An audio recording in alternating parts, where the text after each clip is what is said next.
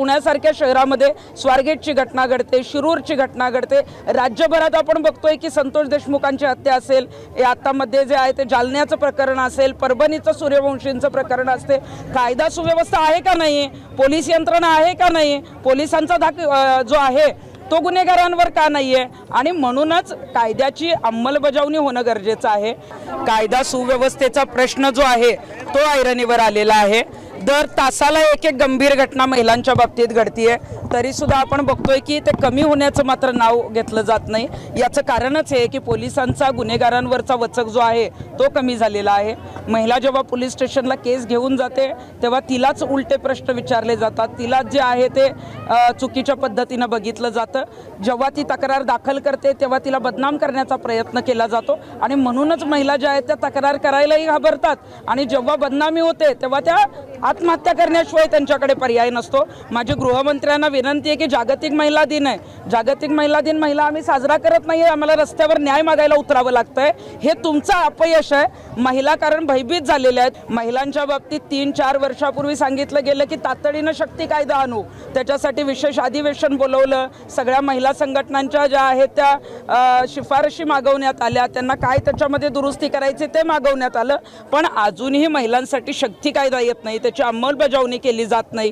महिला सुरक्षिततेसाठी ठोस पाऊल सरकारकडनं उचललं जात नाही, आणि म्हणूनच महिलांना रस्त्यावर उतरावं लागतं। पुण्यासारख्या सुशिक्षित शहरामध्ये असे अमानुष पुरुष सुद्धा फोपावलेले आहेत।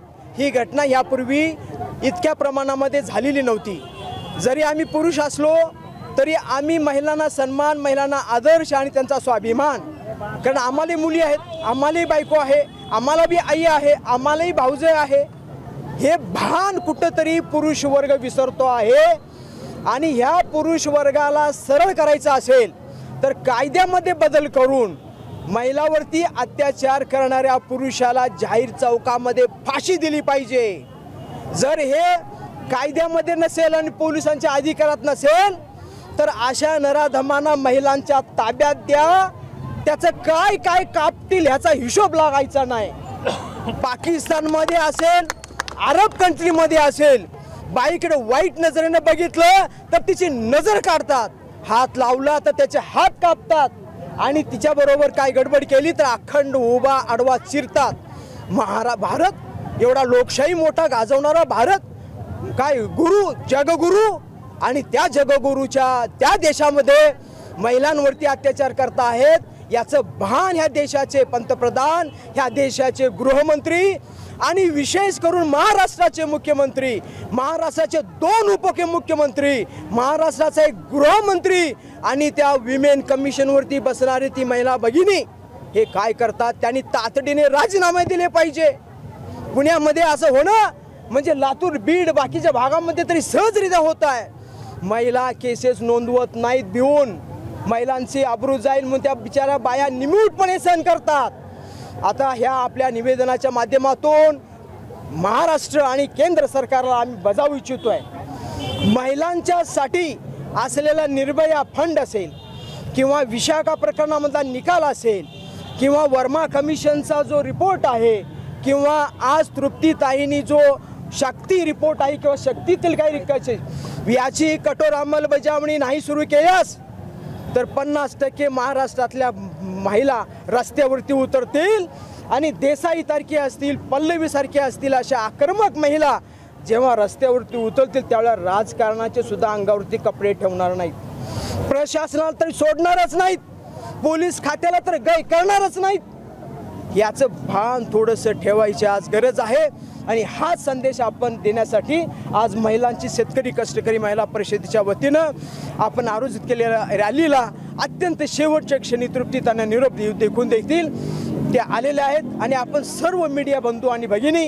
या ठिकाणी आला त्याबद्दल मीडियाचं अत्यंत मनपूर्वक मी ऋण व्यक्त करतो। आता आपण पुण्यामध्ये पाहतोय की पुन्हा खूप सुंदर शिक्षणाचा माहेरघर, खूप मोठे मोठे ITI, वर्ल्ड ट्रेड सेंटर, आणि तिथे महिलांना जॉब, हे सगळे बघता बघता दुसरी बाजूने काय पाहतोय की महिलांवर अन्याय, अत्याचार, बलात्कार, लहान लहान मुलींना बसमध्ये, आमची आजी ना जिथे दिसतात तिथे धरतात. ह्या पुण्याचं काय करायचं? मुली शिक्षणाचा मार्ग असल्यामुळे बाहेरून शिक्षण घेण्यासाठी येत आहेत. कधी त्यांना उशीर होत आहे, संध्याकाळी ते घराची बाहेर पडू शकत नाही.